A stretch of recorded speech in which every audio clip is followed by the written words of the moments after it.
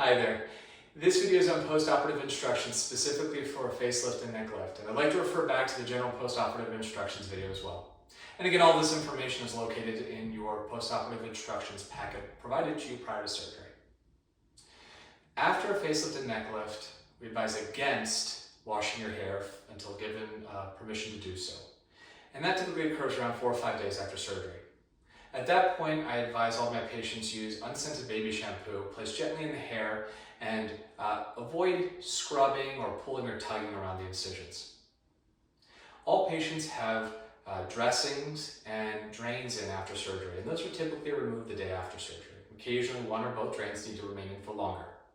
After the dressings are removed, I provide all patients with ACE wraps to place around their head and chin for the first 14 days after surgery.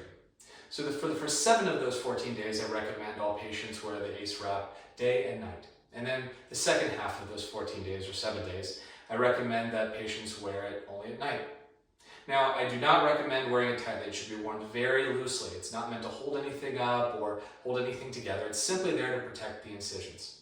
And regarding the incisions, care for the incisions involves cleaning off any blood or any crust in areas where it's located, utilizing half-strength hydrogen peroxide, or a 1-to-1 mixture of hydrogen peroxide and water on a Q-tip. Roll gently on those areas. Now, you do not want to do this in areas where there's no blood or crusting.